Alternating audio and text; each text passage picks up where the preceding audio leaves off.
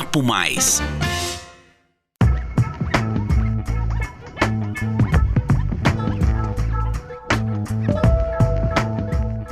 Olá pessoal, sejam bem-vindos ao 16º episódio do podcast Papo Mais, uma produção CISP, a Central de Informação em São Paulo. Aqui você confere tendências e reflexões sobre economia, mercado, carreira e inovação. Meu nome é Nadine e no episódio de hoje vamos falar sobre os novos cenários para o setor varejista.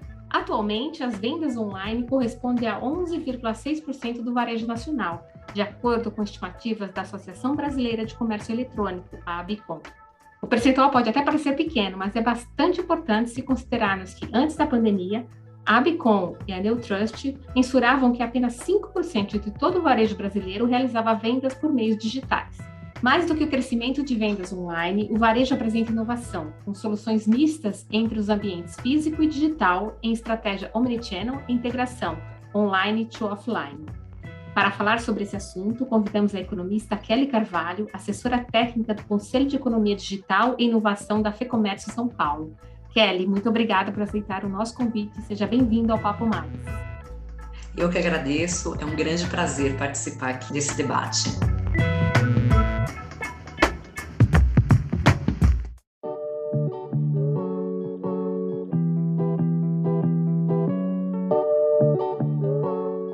Kelly, é evidente o destaque do varejo no digital. Além da influência da pandemia, que obrigou os diversos segmentos a investirem no online, o que você acredita serem fatores essenciais que conduzem a esse crescimento? Na realidade, o e-commerce ele já vinha apresentando aí taxas significativas de crescimento, até a FEComércio acompanha também o desempenho de vendas desse setor. Somente na pandemia, em 2020, em relação a 2019, o setor registrou aí um crescimento de vendas, faturamento real do estado de São Paulo, algo em torno de 40%, o que é muito significativo porque já vinha aí em cima de uma base muito forte. Claro que a pandemia, ela acelerou aí esse processo de digitalização dos negócios, até mesmo porque com as medidas restritivas aí de funcionamento das atividades econômicas, essa foi a maneira, a forma encontrada pelo empreendedor para conseguir exercer a sua atividade, para conseguir sobreviver, né, diante dessa crise gerada aí pela pandemia, que afetou muito o ambiente de negócios. Então, a gente já tinha, então, esse crescimento de vendas do e-commerce, que foi, claro, expandido com a pandemia, e quais são os outros fatores, né? Hoje a gente observa muito essa questão da própria concorrência e do próprio consumidor, que está cada vez mais conectado. Em média, são 2 smartphones por população, né, por indivíduo, né, no Brasil.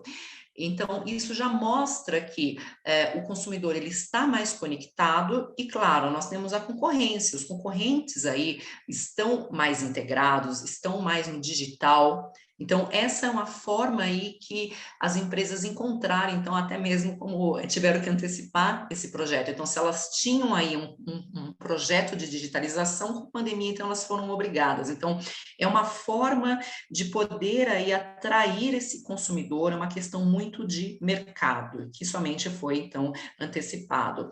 Eu acho que isso é um dado que é muito importante, que se nós tínhamos aí um crescimento já significativo de vendas online, somente na pandemia nós tivemos 13 milhões de novos consumidores que realizaram sua primeira compra online. E a experiência desses consumidores foi significativa, tanto que somente no primeiro semestre desse ano já são mais 6 milhões de consumidores fazendo compras no e-commerce. Então, mostra aí a relevância, que é essa questão do fator concorrencial, o consumidor buscando experiência, comodidade, praticidade para comprar aí no comércio eletrônico. Perfeito. E como você avalia esse cenário, né? A gente está falando de um cenário de crescimento até em relação ao B2B, e o crescimento e as tendências, não é questão do B2B, o crescimento e as tendências são os mesmos observados no B2C? são os mesmos observados. O B2B, o B2C, ambos registraram um crescimento significativo, porque até mesmo foi a questão da própria pandemia, foi a questão também de se ser praticamente obrigado, né? Então, por exemplo, se no B2C muitas empresas tiveram aí, para atender o seu consumidor, até mesmo, por exemplo, melhorar a sua questão de logística, né? Facilitando as entregas aí para os consumidores, nós tivemos uma diversificação de canais, né? Então, drive-thru, então entregas por aplicativo, enfim, toda uma questão aí de agilidade, né, para poder atender aquele consumidor na relação B2C. No B2B aconteceu a mesma coisa. Então, nós tivemos aí impactos positivos em vários níveis da cadeia empresarial. Então, fabricantes, revendedores, os atacadistas, distribuidores, até mesmo a indústria, né? Passaram aí a ter esse tipo de comunicação, de crescimento de vendas online. Então, nessa relação tem lá a questão da compra via CNPJ, e o que foi interessante, porque facilitou muito até mesmo a própria gestão dessas empresas, nessa questão das vendas, né, entre eles. Até mesmo em termos de cálculo de tributação, da melhor otimização da distribuição dos produtos entre as empresas, enfim, houve sim esse crescimento. Claro que alguns pontos também devem ser levados em conta, né? Porque se muitas empresas precisaram de matéria-prima, ou então precisaram até mesmo de produtos aí para colocar na sua plataforma para poder vender, né, para o consumidor final, a gente também se deparou com algumas dificuldades, mas isso é num contexto econômico geral, né? Que foi causado pela pandemia, como, por exemplo, a falta de alguns componentes eletrônicos, alta do dólar, alta da inflação. Então, isso acabou aí, às vezes, prejudicando uma parte desses empresários. Mas, claro que a relação B2B, B2C cresceram no mesmo sentido, e essa é uma tendência que veio para continuar. Então, é muito mais prático, através do CNPJ, o empreendedor consultar através dos seus fornecedores todos os produtos que ele precisa naquele momento, ver se tem o estoque, né, daquele produto, até mesmo para poder ofertar aí para o seu consumidor. É uma tendência, então, que não tem retorno, né? É uma tendência que não tem retorno, ela somente vem aí para potencializar, né, esse mercado. Bom, sabemos, né, que a expansão é importante, mas que a inovação é ainda mais essencial. Embora existam excelentes cases de sucesso com resultados da união da tecnologia e estratégia de negócios, uma parcela das empresas não se estruturou com foco no digital. Há, inclusive, argumentos que apontam que alguns negócios apenas reproduzem as ações do ambiente físico no online. Como você vê esse aspecto? E você acha que esse olhar para a inovação também tem que avançar? Esse olhar para a inovação ele tem que avançar, porque o que a gente observou na pandemia? As ações elas foram feitas muito que de uma forma ágil, sem muito um plano de uma estratégia de negócios para poder vender no online, como abordar aquele consumidor, enfim, o empreendedor ele teve que se ajustar à sua necessidade do dia a dia para conseguir sobreviver. Então, ele passou aí a vender, por exemplo, através de uma rede social, através de um marketplace, enfim, abordando, tendo aquele mesmo tipo de comportamento que é observado numa venda presencial, por exemplo.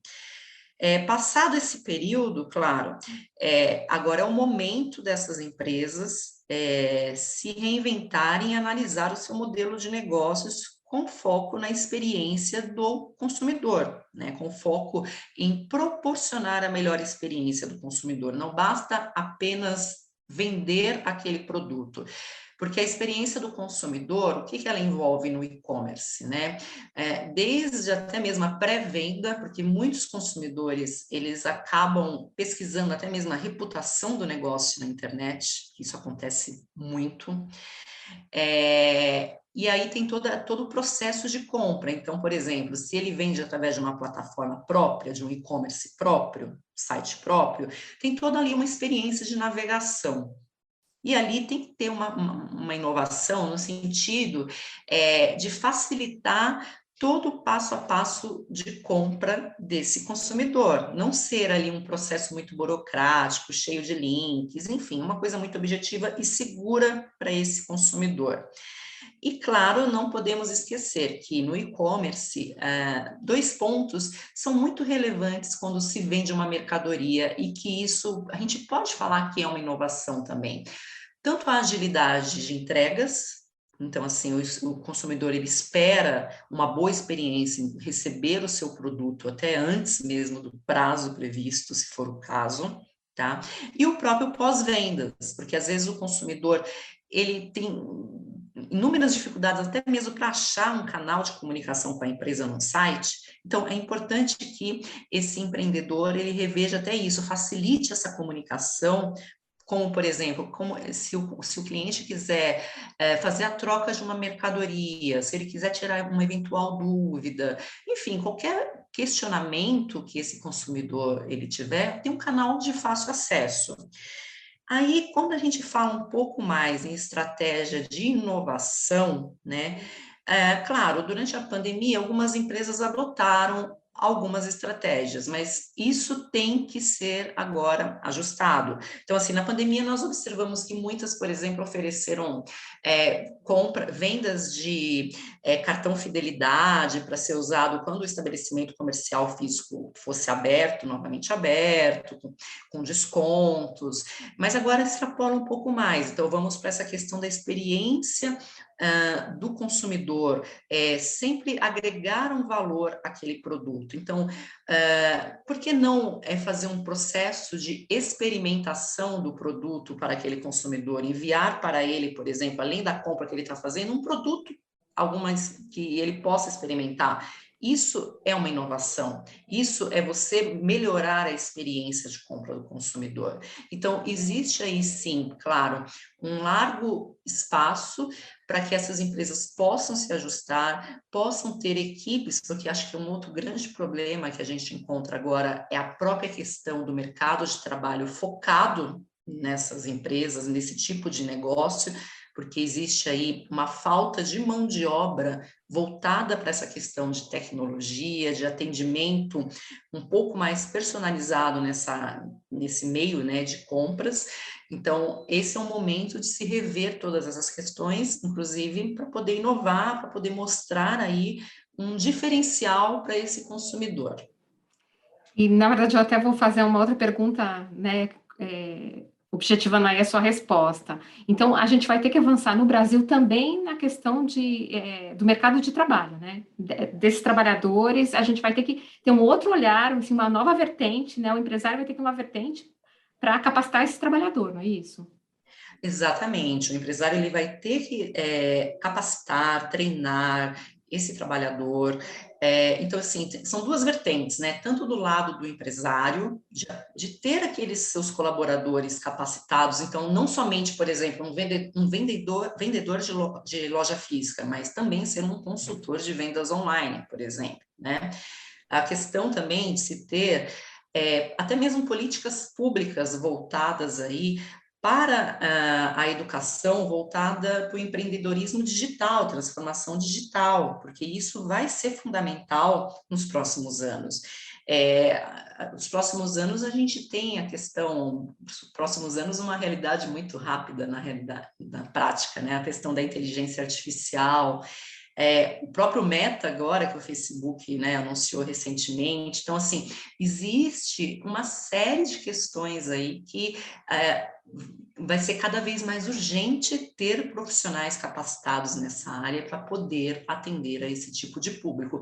Claro que a gente não pode falar que vai acabar o comércio físico, por exemplo, isso nunca, porque o consumidor ele quer ter também o acesso ao produto, ele tem isso já incorporado nele, mas essa parte digital, de tecnologia, de inovação, vai fazer cada vez mais parte. Então, o empreendedor tem que capacitar os seus colaboradores, a gente precisa de políticas públicas aí para o próximo governo, até, para poder termos essa questão de até mesmo uma obrigatoriedade nas escolas, de ter aí uma disciplina que trata dessa questão da transformação digital no mercado de trabalho, a fim de capacitar essas pessoas para elas estarem mais preparadas para essa nova realidade. E se apresenta rapidamente, né? Não tem como esperar. Exatamente. Não tem como esperar, é muito rápido. Assim como a digitalização digital, esse mercado também vai ser muito rápido. Verdade. E no que diz respeito à inovação no varejo, eu gostaria que você nos falasse, né, o que é integração online to offline, que é o O2O, e qual a diferença em relação ao omnichannel. Se pudesse trazer algum exemplo, né, para quem está nos ouvindo, de modelos que se aplicam, seria interessante. Claro, esses conceitos eles acabam se misturando um pouco, né? Porque a todo momento surgem novos termos, né? Então a gente tem o omnichannel, o online to offline, a gente já tem o termo phygital também, enfim. A questão do O2O, né, que é o online to offline, ele na realidade, ele é uma estratégia, a gente pode dizer que faz parte do processo da empresa, né? Que é o quê? É uma convergência aí da experiência de compras, ou seja, uma integração da experiência de compras entre ambiente físico e virtual, tá? Então, do e-commerce às lojas físicas, né? Então, o que é essa estratégia, no caso do O2O, né? É fazer uma experiência de compra para o consumidor para que ela seja híbrida. Então, vai permitir, por exemplo, né, que o consumidor ele faça a sua compra online, por exemplo, e na própria plataforma, no próprio site, tenha lá a opção da retirada no estabelecimento físico, por exemplo, porque, por exemplo, muitas vezes é uma demanda que é muito rápida, é uma demanda que esse consumidor ele quer receber rápido, então ele pode tirar, né, esse produto na loja. E é uma estratégia que ela reduz, como a gente pode dizer, até mesmo a questão de atritos aí com relação a eventuais filas, mau atendimento. Isso tudo ajuda muito essa questão da experiência de compra. Então, esse consumidor, ele compra online, retira no estabelecimento físico, ainda aproveita a oportunidade para comprar um outro produto. Essa é uma estratégia muito interessante, inclusive, que alavanca as vendas aí do varejo. No mesmo sentido, ele pode ir no estabelecimento físico e identificar, por exemplo, que através do site, ele viu o produto e aí ele compra no site e recebe no conforto do celular. Então, existe muito essa questão da integração que ela praticamente ela se mistura, tá? Já o Omnichannel, né, que é o que vem sendo muito também comentado, ela visa muito mais uma estratégia de comunicação da marca, tá? Em todos os pontos de contato. Então, por exemplo, às vezes o consumidor ele está navegando numa página, num canal de notícias, por exemplo, né? E aí aparece um anúncio de uma loja que está vendendo um produto que ele nem estava pensando em comprar, mas chamou a atenção dele, por exemplo. Então, aparece um pop-up, aparece um anúncio, enfim. Essa é uma estratégia omnichannel, ou seja, as empresas elas se utilizam dessa estratégia de marketing para poder atrair a atenção do consumidor e direcionar esse consumidor ou para a loja física ou para o e-commerce. Então, veja bem, quando a gente fala, então, do O2O, o O2O, na realidade, ele está inerente ali ao negócio, ele já faz parte. Então, a forma parece um pouco difícil de a compreensão, mas no O2O, o consumidor ele transita de uma forma muito fluida entre o e-commerce e entre o varejo físico. No caso do Omnichannel, é uma estratégia de comunicação de marketing mesmo, que vai ter ali, ele vai estar acessando uma outra página, aparece esse anúncio, o consumidor ele vai se mostrar interessado, ele vai na loja física ou vai no comércio eletrônico e faz a sua compra. Então, como por exemplo, vamos supor, esse consumidor ele viu um anúncio de um tênis, né?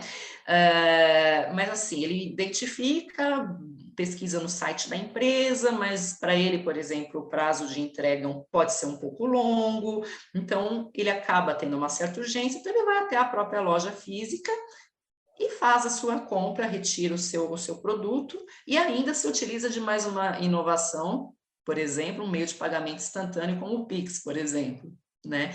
Que ainda ele ainda pode negociar pagando com o Pix um valor até um descontinho ali na sua compra. Então, são estratégias de negócios, é como atrair esse consumidor. Então, eles acabam aí se fazendo parte cada vez mais do dia a dia aí das empresas, né, e da própria população de uma forma em geral.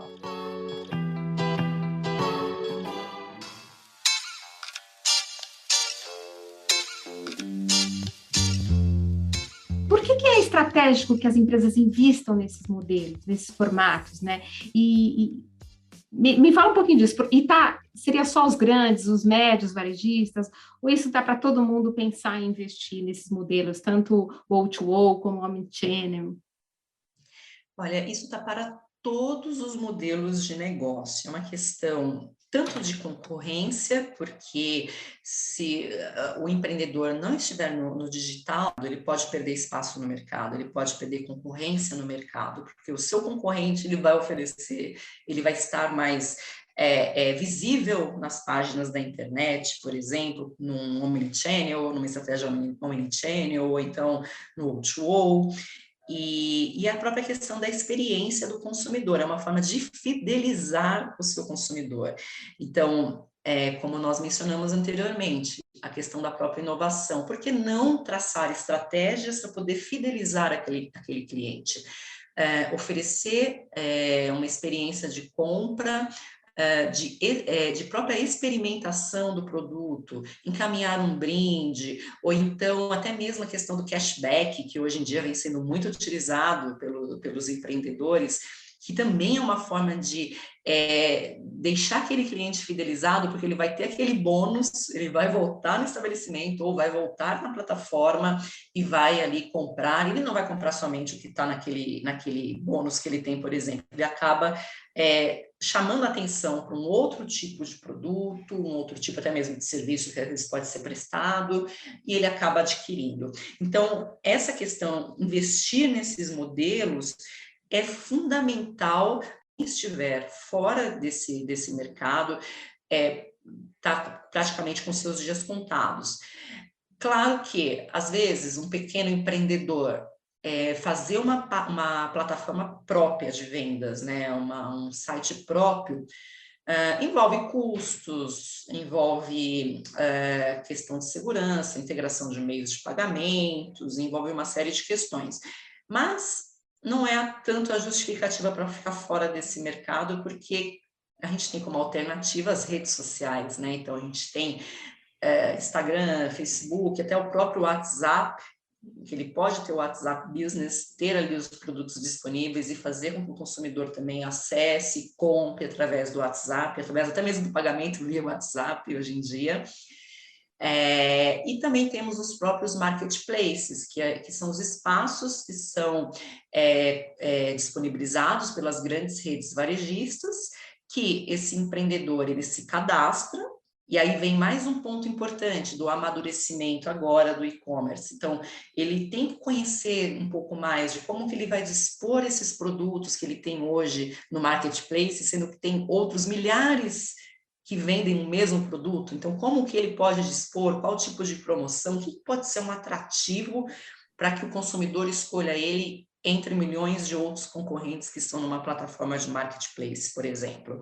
Então, e aí, no marketplace, ele paga, claro, uma comissão para aquela plataforma, para ele poder comercializar o seu produto, mas é um meio, é um canal que ele tem aí à disposição, uma comissão que ele vai pagar, digamos assim, que é um investimento que vai ajudar também ele a vender também.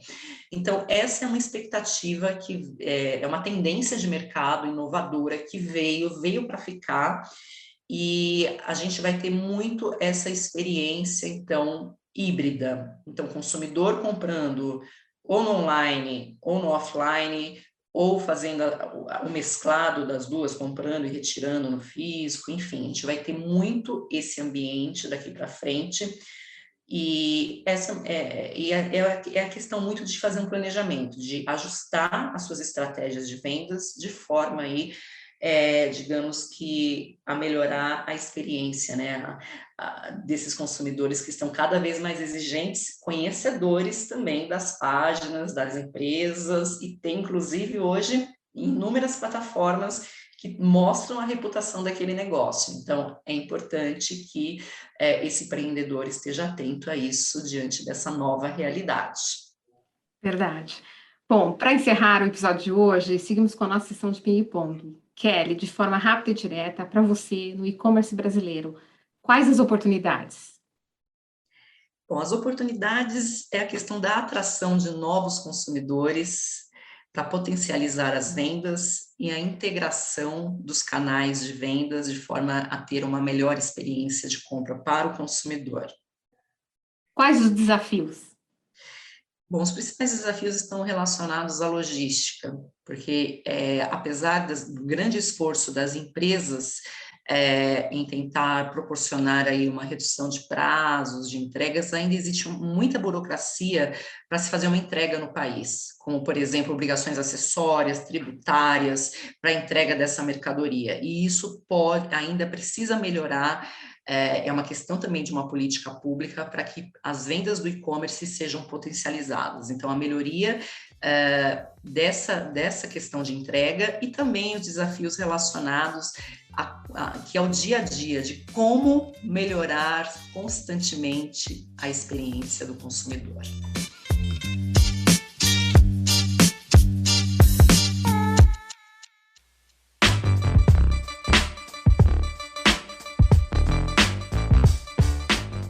O que você considera ser o futuro? O futuro é praticamente um mesclado do digital com o físico, cada vez mais fazendo parte do dia a dia das empresas e dos consumidores. E digamos assim que não somente como nós tínhamos no passado, eletroeletrônicos e eletrodomésticos, bens duráveis que predominavam nas vendas online, hoje, e essa é a questão de futuro também, a tendência é de que o consumidor ele compre até mesmo bens essenciais de higiene pessoal, alimentação. A gente observa que supermercados, a grande parte hoje já vende online. Então, a expectativa é de que, no decorrer do tempo, essas empresas, cada vez mais segmentos, fazem parte desse ecossistema e que o consumidor também adquire esses produtos através das plataformas online ou então fazendo esse mesclado do online com o físico. A página da FEComércio tem muitas informações, para o empreendedor. Sim, a FEComércio, ela disponibiliza uma série de conteúdos, tá, de orientação para as empresas, tanto para estabelecimento físico como para o online, acompanhando todas essas tendências de mercado, inclusive promovendo webinários focados nessa questão da orientação, principalmente no que diz respeito à transformação digital, que essa é a tendência do momento, e também a FEComércio disponibiliza de uma série de indicadores que colaboram muito para o dia a dia do empreendedor, porque hoje em dia, para se fazer uma estratégia de negócios, tem que se levar em conta o que está acontecendo na economia, quais são as expectativas dos consumidores, como que está o nível de estoque em geral das empresas, enfim, ter toda essa análise. Então, a FEComércio ela disponibiliza, através de indicadores próprios, uma série de pesquisas que apontam aí as tendências do mercado, tanto do lado da empresa como do lado do consumidor, e que podem aí ser um norte para poder traçar essas estratégias, ter um plano de negócio de uma forma um pouco mais assertiva. Perfeito. Kelly, obrigada pela sua participação. Eu que agradeço, muito obrigada a todos. Encerramos mais um episódio do podcast Papo Mais. Se você curtiu, inscreva-se no nosso canal ou siga nosso perfil no Spotify para acompanhar os próximos episódios. Você também pode enviar suas sugestões, dúvidas e perguntas para o e-mail relacionamento@cisp.com.br. Agradecemos pela atenção e companhia e até a próxima.